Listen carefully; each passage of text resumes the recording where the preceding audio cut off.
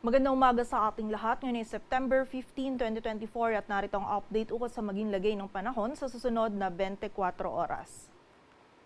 Sa kasalukuyan ay wala po tayong namamataan pa na sama ng panahon or low pressure area dito sa loob ng ating area of responsibility. Ngunit meron pa rin po tayong minomonitor ng mga cloud clusters. Dito yan sa silangan ng Luzon, sa loob po yan ng PAR. And also meron din pong mga cloud clusters dito naman sa silangan ng Southern Luzon, Visayas area.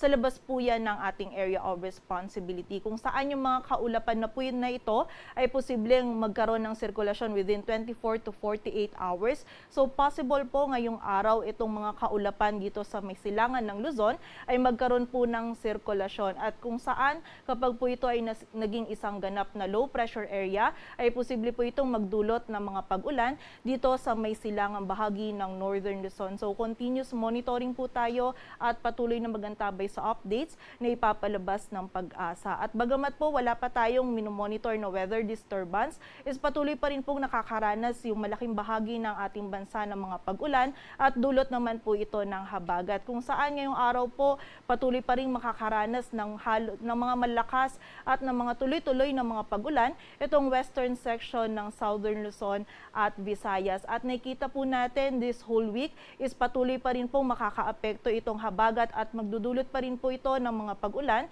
dito sa malaking bahagi ng Southern Luzon, Visayas at sa western section ng Mindanao. And also ayon din po sa ating latest analysis, posible din pong later this week is makaapekto din po or magdulot din po ng mataas sa tsansa ng mga malalakas na pag-ulan itong habagat dito din sa area ng Central at Southern Luzon. So continuous monitoring po tayo at patuloy na magantabay sa updates na ipapalabas ng Pag-asa.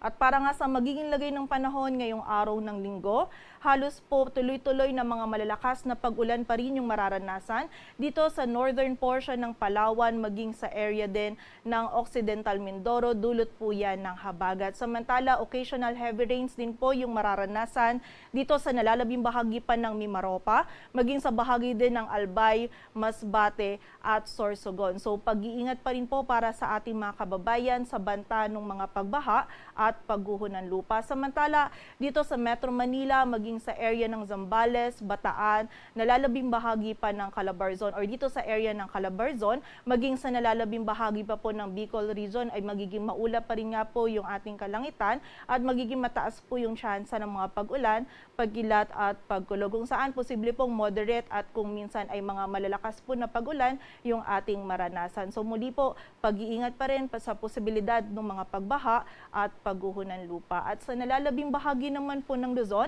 ay magiging bahagyang maulap hanggang sa maulap yung kalangitan.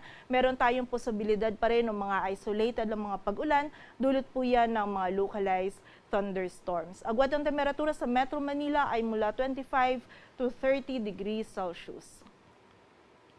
Samantala sa bahagi naman po ng Visayas at Mindanao, itong bahagi ng Aklan, Antique at Negros Occidental ay makakaranas pa rin po ng halos tuloy-tuloy na mga malalakas na pag-ulan dulot ng habagat. Samantala, occasional heavy rains din po yung mararanasan sa nalalabing bahagi pa ng Palawan, nalalabing bahagi ng Western Visayas at ng Negros Island region, dulot po yan ng habagat. Samantala, yung the rest naman po ng Visayas or nalalabing bahagi ng Visayas, maging itong area din po ng Caraga, Northern Mindanao, Zamboanga Peninsula, Barm at yung area din po ng Soxargen. Ngayong araw ay magiging makulimlim din po yung panahon or maulap yung ating kalangitan at mataas pa rin po yung tsansa ng mga scattered po o yung mga kalat-kalat na pag-ulan, pagkilat at pagkulog na dulot pa rin po ng southwest monsoon o habagat. So muli po, pag-iingat pa rin sa ating mga kababayan sa banta ng mga pagbaha at pagguho ng lupa. Samantala dito naman po sa area ng Davao Region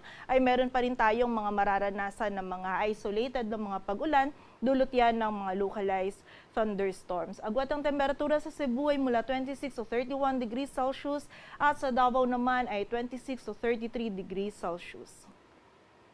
At para naman sa lagay ng dagat baybayin ng ating bansa, ay meron po tayong nakataas na gale warning. Dulot po ito ng habagat, partikular na yan sa Occidental Mindoro, Palawan, Romblon, Western Visayas, dito sa area ng Negros Island Region, Central Visayas, Southern Leyte, Zamboanga del Norte, maging sa area din ng Camiguin, Dinagat Islands, maging sa area din ng Surigao del Norte, kung saan mapanganib pa rin po or hindi natin pinapayagang pumalaot yung mga kababayan natin mga isda, pati na rin yung may mga maliliit na sasakyang pandagat.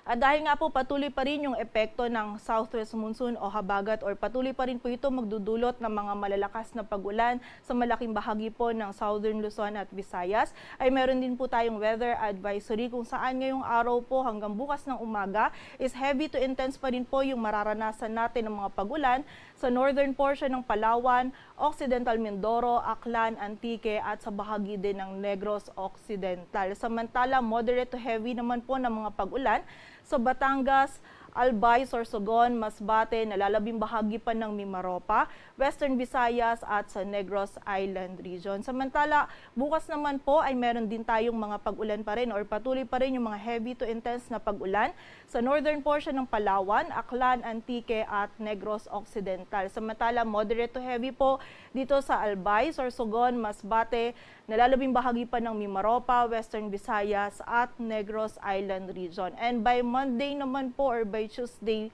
ay meron din po tayong mararanasan na dito sa northern portion ng Palawan, Aklan at Antique at moderate to heavy din po yung mga pag-ulan natin sa Albay, Sorsogon, Masbate, nalalabing bahagi pa ng Mimaropa, Western Visayas at Negros Island Region. So muli po, pag-iingat pa rin para sa ating mga kababayan sa banta po ng mga pagbaha at pagguho ng lupa, and also makipag-ugnayan din po tayo sa LGU or ating mga local DRRM offices para po sa mga aksyon na kailangan po natin gawin para sa ating kaligtasan.